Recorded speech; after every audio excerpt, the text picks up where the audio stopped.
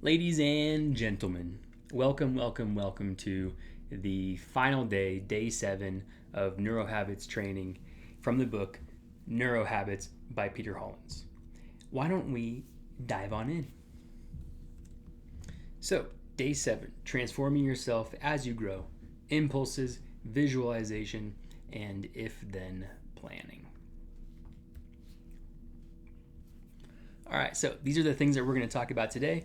Opening and grounding, so setting intentions and review the habit loop foundation, impulse control, visualization, if-then planning, integration, and next steps. So the habit loop, this is review. As we know, 1, we have a trigger, a cue that kicks off automatic behavior, time, it could be a time, emotion, a place, or a situation. Then you have the routine. This is the habitual behavior itself that runs on autopilot. And then you have the reward, the payoff that tells your brain to remember this loop, whether that be a strong emotion or a significant amount of dopamine. Today we'll learn to diagnose and re-engineer this cycle in your favor, intervening at each stage to create lasting change. All right, so objective 1 is about the power of 10. Taking 10 seconds to pause and give yourself time to give yourself an option of doing a different routine. So what happens? An emotional surge peaks and begins to fade. Rational brain steps back in, and choice becomes possible again. Circuit breaker activates. Why it works? Strong emotions temporarily bypass your prefrontal cortex, weakening the connection to rational thinking. A 10-second pause allows this surge to ebb, empowering your higher brain to take control, instead of acting on immediate reactions. All right, so the impulse control in action. 1, you have the trigger. A tense conversation with a boss, the sound of your alarm, feeling disrespected, flooded with impulse to quit or snap back. The pause. Closed eyes, 1 deep breath. Silently counted to 10 instead of reacting. The shift is anger spike is faded. The rational mind steps in and says, I need this job. I like this job. I just not in this moment. The result is you responded calmly and you voiced concern without burning bridges, and you kept the job. The key insight here is that by counting to 10, you create a moment to allow the impulse to fade away, empowering your prefrontal cortex to take control instead of acting on immediate emotional reactions. So here, take some time to do this exercise, the impulse interrupt drill. All right, exercise the power of the pause for yourself. This practice will prepare you for real impulses when they strike. So recall a recent urge. Think of an impulse you struggled with, checking your phone, grabbing a snack, snapping at someone. Close your eyes, recreate that moment in your mind, and feel the urge rise in your body. Count to 10, breathe slowly, and count silently from 1 to 10. Notice the change. How does the urge feel now? Did intensity drop? Did you gain clarity? Log your insight. Write 1 observation about what you experienced. You've just proven that you can insert a moment of control. This is your interrupt protocol that works in the moment. And it's only 10 seconds. Pause the video now and do this exercise. Okay, so objective number 2. Visualization. Seeing is believing. When you vividly imagine a behavior, your brain starts changing as if you were actually doing it. Mental practice engages the same neural pathways as physical practice. So, neural pathways fire, visualization activates the same brain circuits as real action, conditioning neural pathways to enhance performance. Brain can't tell the difference. Literally, it cannot. Multisensory vivid imagery is stored, similarly to real memories, laying down neural circuits. And you imagine why people are having so much anxiety. It's because they're visualizing something that creates worry. Build confidence. Repeatedly seeing yourself succeed makes the experience familiar, reducing anxiety and increasing motivation. A superpower. All right, the basketball study. Physical practice. 24% of students who practice on the court increase their physical practice. 23% with mental practice. Students who only visualize shooting increase 23%. And obviously, no practice, you increase 0%. All right? So a 24% compared to a 23% is a pretty significant comparable number. Remarkable results. In Alan Richardson's study, students who only visualize shooting basketball free throws for weeks improved almost as much as students who practice physically without ever touching a basketball. This demonstrates neuroplasticity at work. Visualization literally conditions neural pathways to enhance performance, treating imagined experiences similarly to real ones. All right, here's an exercise. Guided visualization practice. Experience the power of mental rehearsal.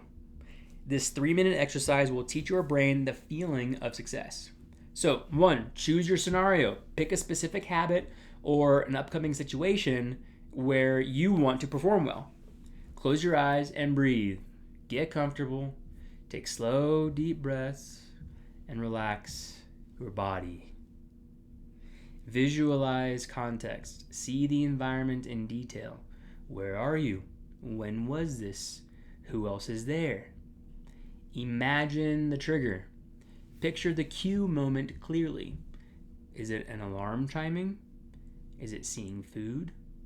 Is it a child crying? Is it your phone going off? Execute a positive routine. So in your mind, see yourself doing the desired behavior successfully with all senses engaged. What do you see? What do you feel?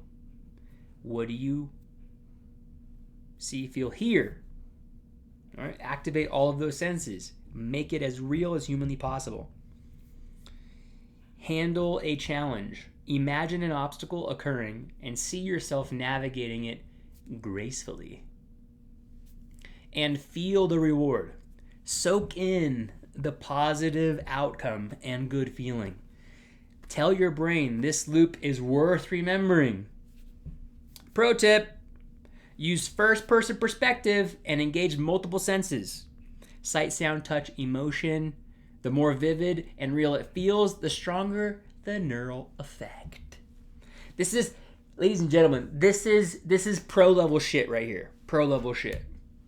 Let's get into it. All right, objective 3, if-then planning. This is kind of review, but it's important.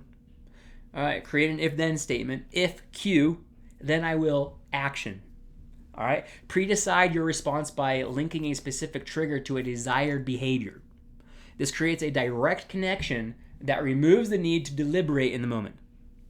Make it autopilot script. You've installed a program in your brain. When the if fires, the then is ready to go. Reduces willpower. We're limited. We've only got so much willpower. Decision is made ahead of time in a cool, collected state, not during temptation. Higher success rates. Research shows implementation intentions significantly increase goal achievement. All right, so here are some if-then examples. If you want a better sleep habit, if it's 9 p.m., time trigger, then I will put my phone on the charger in the kitchen away from me. This removes the late night scrolling temptation by changing the environment at a specific time. Number 2, healthy eating. If there are snacks available at a party, then I will choose fruit and tea first. Pre-decides the response to a common trigger, bypassing the dessert table ambiguity. Number 3, stress coping. If I feel stressed at work, then I will take a 5-minute walk outside instead of smoking. Replaces unhealthy coping routine with healthy one, rewiring the habit loop through substitution.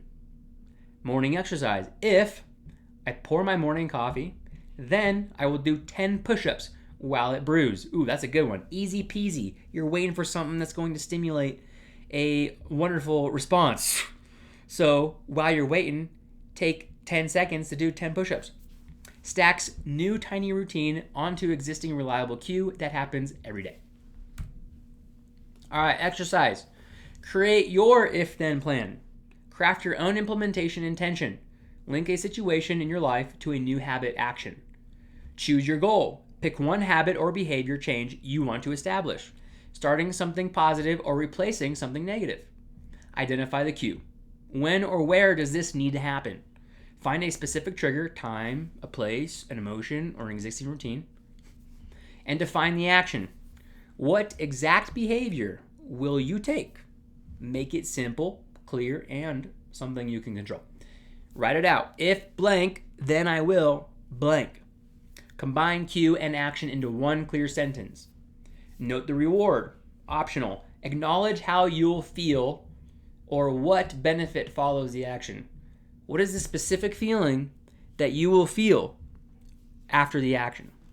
You've just set yourself up for success. Repeat this statement to yourself several times and execute it when the time comes. Small plans lead to big changes when consistently applied. Pause the video now and continue. All right, integration. Navigating slip-ups. We all slip up from time to time. It's okay. Forgive yourself. Love yourself. Don't judge yourself. Makes it worse. Mistakes are part of the transformation process.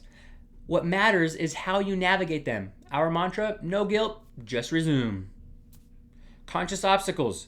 Excuses you tell yourself, negative self-talk, lack of knowledge, surface level aware.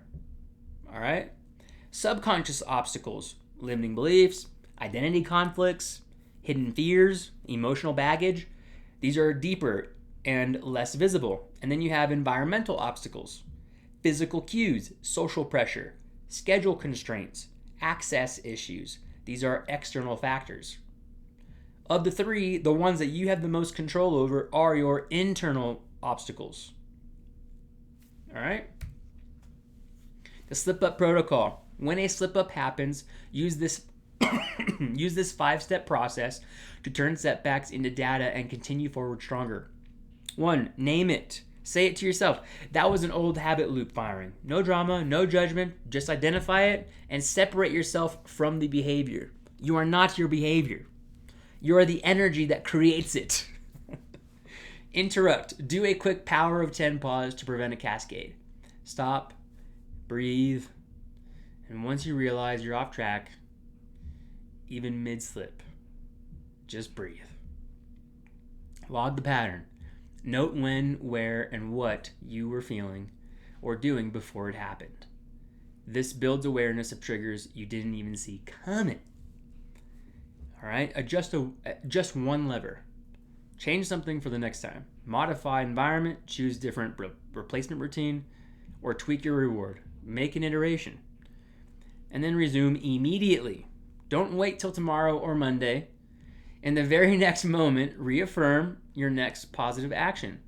Process over outcome. Consistency. Remember, slip-ups do not invalidate your progress. Overcoming them is part of your progress. It builds the skill of recovery. Identity statement worksheet. All right, anchor your new habits to your identity. As you build habits, you shape who you are. And who you believe you are influences what habits stick. Habits influence identity. Identity influence habits. It's a feedback loop. I'm the kind of person who, character habit, value-driven behavior. All right? What quality do you want to embody? What are your values? Examples are patience, self-respect, courage, discipline, compassion, wisdom. Micro behavior or a routine. What specific small action will you do? Examples are a 10-second pause, a morning walk, choosing fruit, a deep breath. Make it easy. Trigger, cue. When will you do this action? Examples are when I feel the urge to react, after a lunch, at a specific time, when I'm stressed. An example, I'm the kind of person who practices patience by doing a 10-second pause and deep breath when I feel the urge to react. All right? Make the habit super easy. If you want to feed character, you want to fuel identity, make the habits that fuel that super easy to accomplish. All right? Don't say to yourself, I am a person who's loving by doing solving world peace. That's very difficult to do. All right, write your statement and keep it somewhere visible. When you affirm an identity tied to a behavior, you reinforce the behavior your subconscious loves. You reinforce the behavior. Your subconscious loves to act in alignment with your identity. All right, quick reference, day 7 in 5 minutes. Here we go.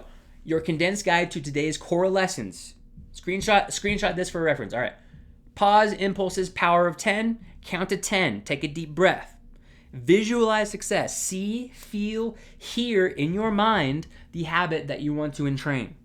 All right. Mental rehearsal. If-then plans. If cue or trigger, then behavior or routine. All right.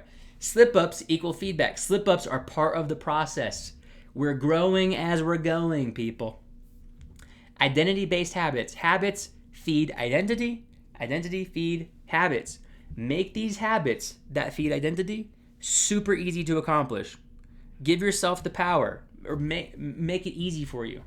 All right? Key takeaway. You can shift your neural structure. Growth is an ongoing journey, and consistency and self-compassion are your allies. All right? The science of change. Everything you've practiced today is grounded in neuroscience. Let's connect the dots on how these techniques literally rewire your brain. Neuroplasticity. Your brain is constantly forming new neural connections based on repeated thoughts and behaviors. This is biologically trainable. You are not stuck the way you are. All right? And you're not even your neural structure. You are the energy that forms it. All right? Neural pathways. Each time you practice a new behavior or visualize success, you strengthen specific neural circuits. Repetition makes these pathways more automatic over time. Prefrontal cortex. The pause technique gives your rational brain time to override emotional impulses. This executive function center needs just seconds to regain control. That's it. All right, building your habit ecosystem.